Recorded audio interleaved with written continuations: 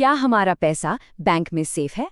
हम में से ज्यादातर लोगों का जवाब होगा हाँ, बिल्कुल।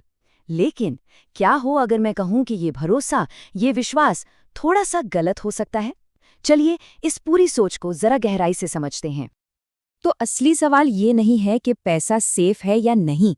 असली सवाल ये है कि कहीं हम एक झूठी सेफ्टी की भावना में तो नहीं जी रहे, ये मानकर कि भाई कुछ भी गलत हो ही नहीं सकता। चलिए एक बहुत बड़े उदाहरण से शुरू करते हैं। 9,000 करोड़ रुपए, ये विजय माल्या का लोन डिफॉल्ट था। और जानते हैं चौंकाने वाली बात क्या है? ये पैसा उन सरकारी बैंकों का था जिन पर हम सब भरोसा करते हैं। SBI, PNB, bank of India. ये दिखाता है कि जिस सिस्टम पर हम इतना यकीन करते हैं उसमें भी कितनी बड़ी बड़ी कमजोरियां हो सकती हैं। पर ये तो हुई बड़े कॉर्पोरेट डिफॉल्ट की बात। आम आदमी का क्या? जब PMC बैंक डूबा ना, तो वो सिर्फ एक न्यूज़ हेडलाइन नहीं थी, वो लोगों की जिंदगी भर की कमाई थी जो एक झटके में अटक गई। जैसा एक डिपॉजिटर ने कहा, ये मेरे पापा की पूरी सेविंग्स है। ये वो कीमत है जो आम इंसान चुकाता है, जिसके बारे में हम अक्सर सोचते भी नहीं। अच्छा, ऐसी कहानियां सुनने के बाद भी हम अक्सर कुछ करते क्यों नहीं हैं? जवाब है हमारी ये सोच, अरे ये मेरे साथ नहीं होगा। ये बिल्कुल उस प्रोफेसर के एक्सपेरिमेंट जैसा है जहां क्लास से एक स्टूडेंट को बिना वजह निकाला गया और कोई कुछ नहीं बोला। हम भी तब तक चुप रहते हैं जब तक हमारा अपना पैसा नहीं फंस जाता। और सच कहूं तो यही सोच हमें सबसे बड़े रिस्क में डालती है।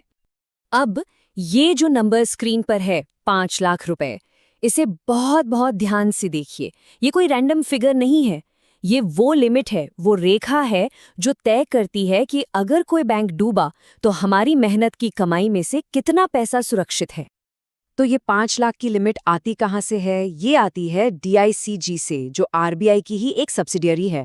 और ये आपके बैंक डिपॉजिट पर सिर्फ 5 लाख तक का ही इंश्योरेंस देती है। मतलब समझिए, आपके अकाउंट में चाहे 50 लाख हों या 5 करोड़, अगर बैंक फेल हो गया तो गारंटी सिर्फ 5 लाख की है। बाकी का पैसा, उस पर एक बहुत बड़ा क्वेश्चन मार्क है। ये सब जानना थोड़ा डरावना लग सकता है, पर देखिए, यहाँ डरने की नहीं बल्कि स्मार्ट बनने की जरूरत है। अगर बैंक हमारी सारी सेविंग्स के लिए सबसे सेफ जगह नहीं है, तो फिर क्या है? चलिए अब पैसे को वाकई में सुरक्षित रखने और उसे बढ़ाने के 5 बेहतर ऑप्शंस को समझते हैं। शुरुआत करते हैं पहले और शायद सबसे सेफ माने जाने वाले ऑप्शन से, गवर्नमेंट बॉन्ड्स। इसको ना ऐसे समझिए, जब आप गवर्नमेंट बॉन्ड खरीदते हैं तो आप सीधे सीधे भारत सरकार को पैसा उधार दे रहे हैं।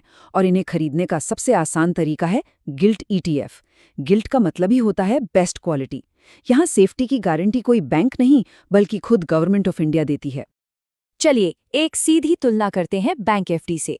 FD में क्या होता है? लगभग 6% का रिटर्न मिलता है और पैसा एक तय समय के लिए लॉक हो जाता है। वहीं गवर्नमेंट बॉन्ड ETF में रिटर्न 7% या उससे ज्यादा हो सकता है, कोई लॉक इन पीरियड नहीं होता।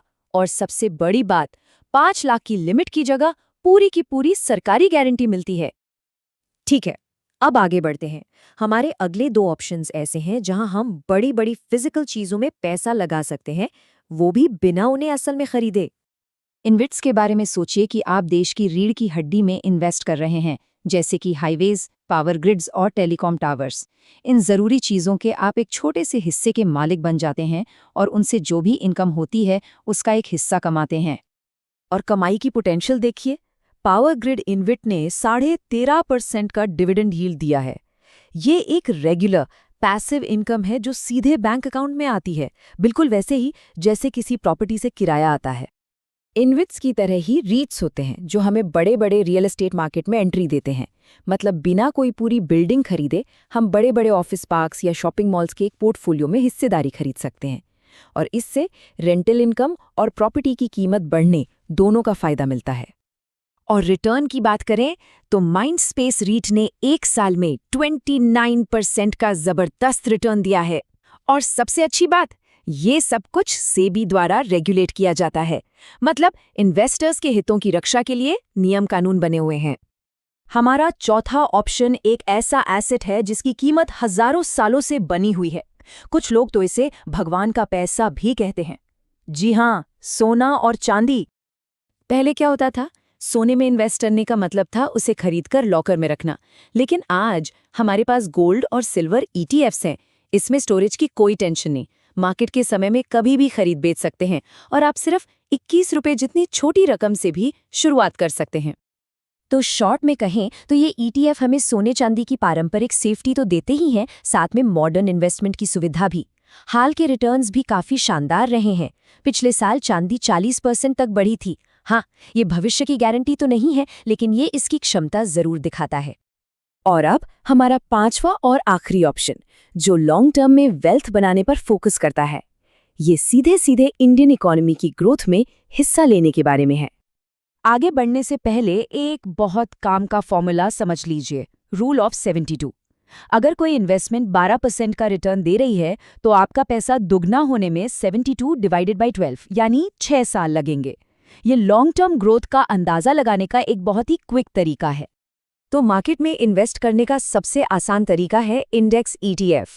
जैसे निफ्टी 20 से आप सीधे भारत की टॉप 50 कंपनियों में हिस्सेदार बन जाते हैं।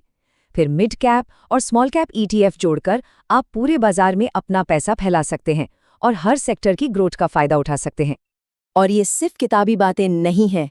पिछले 5 सालों में निफ्टी 20 में किए गए इन्वेस्टमेंट में 103% की ग्रोथ हुई। जी हाँ, 5 साल में पैसा डबल। ये है मार्केट में लॉन्ग टर्म इन्वेस्टमेंट की पावर। तो ये रहा एक पूरा रोड मैप। सबसे ज्यादा सेफ्टी के लिए गवर्नमेंट बॉन्ड्स, रेगुलर इनकम के लिए इनविट्स, रियल एस्टेट ग्रोथ के लिए रीट्स, मार्केट की अनिश्चितता से बचने के लिए सोना चांदी और लंबे समय में वेल्थ बनाने के लिए इंडेक्स ETF। तो बात घूम फिरकर एक ही जगह आती है। शायद अब वक्त आ गया है कि हम बैंकों को देखने का अपना नजरिया बदलें। वो ट्रांजैक्शन के लिए बहुत अच्छे हैं, बिल भरना, सैलरी लेना, लेकिन क्या वो वेल्थ बनाने यानी संपत्ति बनाने के लिए सही जगह हैं? इस सवाल का जवाब अब हमें खुद खोजना होगा।